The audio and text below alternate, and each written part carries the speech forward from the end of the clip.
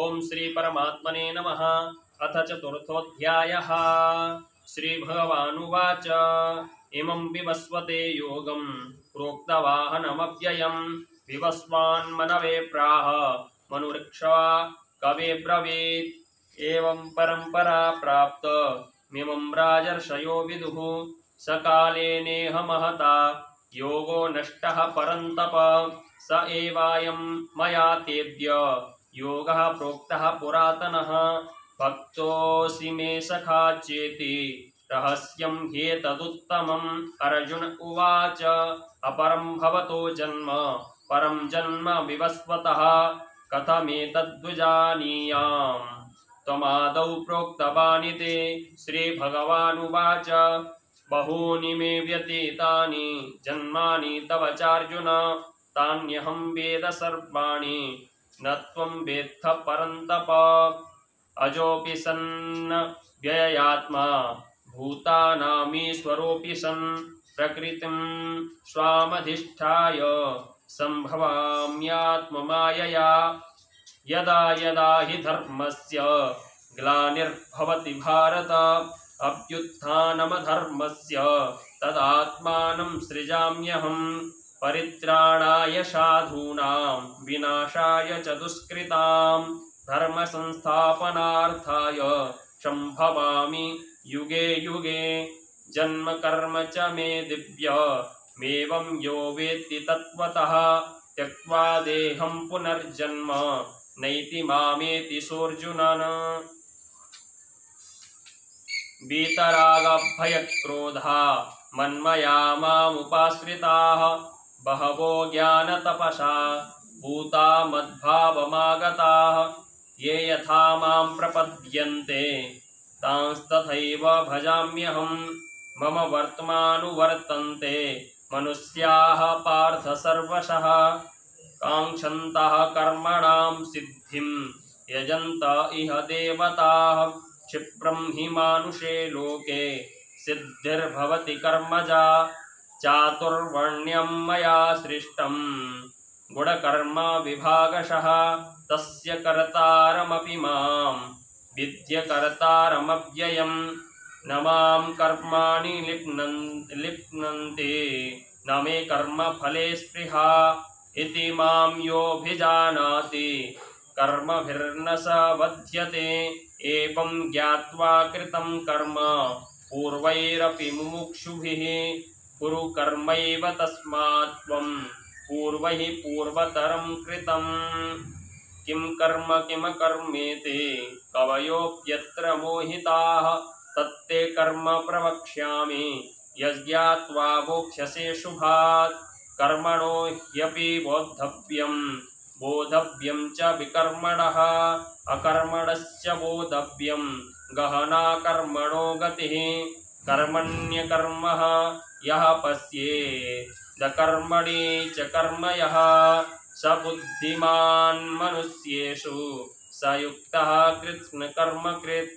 यस्य सर्वे समारम्भाः कामसङ्कल्पवर्जिताः ज्ञानाग्निदग्धकर्माणं तमाहुः पण्डितं बुधाः। त्यक्त्वा कर्मफलासङ्गं नित्यतृप्तो निराश्रयः कर्मण्यभिप्रवृतोऽपि नैव किञ्चित् करोति सः। निराशीर्यतचित्तात्मा त्यक्तसर्वपरिग्रहः शारीरं केवलं कर्म कुर्वन्नाप्नोति किल्बिषम्। यदृक्षालाभसन्तुष्टो द्वन्द्वातीतो विमत्सरः क्षमासिद्धावसिद्धौ च कृत्वापि न निबध्यते। गतसङ्गस्य मुक्तस्य ज्ञानावस्थितचेतसः यज्ञायाचरतः कर्म समग्रं प्रविलीयते। ब्रह्मार्पणं ब्रह्महविर्ब्रह्माग्नौ ब्रह्मणाहुतं ब्रह्मैव तेन गन्तव्यं ब्रह्मकर्म समाधिना। दैवमेवापरे यज्ञं योगिनः पर्युपासते ब्रह्माज्ञावपरे यज्ञं यज्ञेनैवोपजुह्वते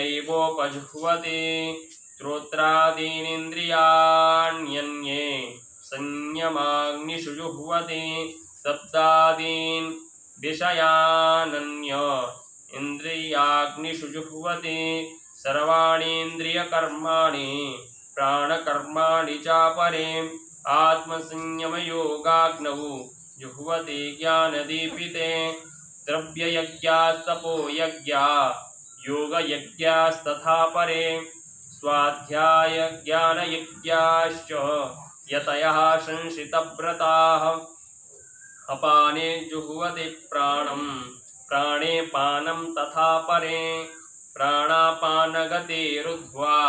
प्राणायाम परायणाः अपरे नियताहाराः प्राणान् प्राणेषु जुह्वति सर्वेप्येते यज्ञविदो यज्ञक्षपितकल्मषाः यज्ञशिष्टामृतभुजो यान्ति ब्रह्म सनातनं नायं लोकोऽस्त्यय यज्ञस्य कुतोऽन्यः पुरुषोत्तम एवं बहुविधा यज्ञा वितता ब्रह्मणे मुखे कर्मजान् विद्दितान् सर्वा नेवं ज्ञात्वा विमोक्ष्यसे श्रेयान् द्रव्यमयाद्यज्ञात् ज्ञानयज्ञः परन्तप सर्वं कर्माखिलं पार्थ ज्ञाने परिसमाप्यते तद्विद्धि प्रणिपातेन परिप्रश्नेन सेवया उपदेक्ष्यन्ति ते